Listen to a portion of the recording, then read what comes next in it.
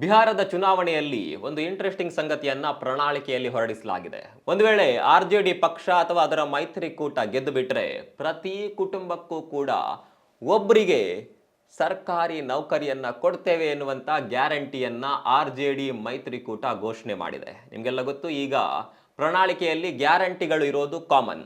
ಈ ಗ್ಯಾರಂಟಿ ಯೋಜನೆ ಬಿಹಾರದಲ್ಲಿ ತನ್ನ ಪರಾಕಾಷ್ಠೆಯನ್ನೇ ತಲುಪಿಬಿಟ್ಟಿದೆ. ಜಸ್ಟ್ ಇಮ್ಯಾಜಿನ್ ಮಾಡ್ಕೊಳ್ಳಿ, ಒಂದು ವೇಳೆ ಆರ್‌ಜೆಡಿ ಹಾಗೂ ಅದರ ಮೈತ್ರಿ ಪಕ್ಷಗಳು ಗೆದ್ದು ಬಿಟ್ರೆ ಪ್ರತಿ ಕುಟುಂಬಕ್ಕೂ, ಅದರಲ್ಲೂ ಕೂಡ ಕಡು ಬಡತನದಲ್ಲಿರುವಂಥ ಕುಟುಂಬಗಳಿಗೆ ಗ್ಯಾರಂಟಿ ಒಬ್ಬರಿಗೆ ಸರ್ಕಾರಿ ನೌಕರಿ ಸಿಕ್ಕೇ ಸಿಗುತ್ತೆ ಅನ್ನೋದನ್ನ ಪ್ರಣಾಳಿಕೆಯಲ್ಲಿ ಹೊರಡಿಸಲಾಗಿದೆ.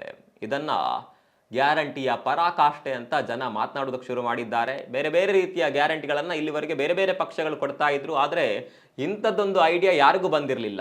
ಆದರೆ ಆರ್‌ಜೆಡಿ ಇಂಥದ್ದೊಂದು ಘೋಷಣೆ ಮಾಡಿದೆ. ಜನಗಣತಿಯ ಪ್ರಕಾರ ಬಿಹಾರದಲ್ಲಿ 3 ಕೋಟಿ ಕುಟುಂಬಗಳಿದ್ದಾವಂತೆ. ಅದರಲ್ಲಿ 1 ಕೋಟಿ ಕುಟುಂಬಗಳು ಕಡುಬಡತನದಲ್ಲಿದ್ದಾವೆ.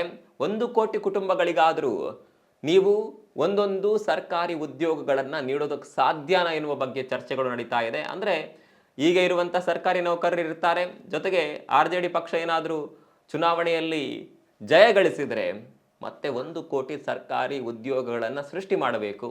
ಹಾಗೆ ಉದ್ಯೋಗಗಳನ್ನು ಸೃಷ್ಟಿ ಮಾಡಿ ಅದನ್ನು 1 ಕೋಟಿ ಜನರಿಗೆ, ಅಂದರೆ 1 ಕೋಟಿ ಕುಟುಂಬಗಳಿದ್ದಾವೆ, ಅದರಲ್ಲಿ ಒಬ್ಬೊಬ್ಬರಿಗೆ ಕೊಡಬೇಕು. ಆ ರೀತಿ ಮಾಡೋದಕ್ಕೆ ಸಾಧ್ಯನಾ ಎನ್ನುವಂಥ ರೀತಿಯಲ್ಲಿ ಚರ್ಚೆಗಳು ಶುರುವಾಗಿದೆ. ಈ ಗ್ಯಾರಂಟಿ ಘೋಷಣೆ ಬಗ್ಗೆ ನಿಮ್ಗೆ ಏನನ್ಸುತ್ತೆ? ಕಾಮೆಂಟ್ ಮಾಡಿ.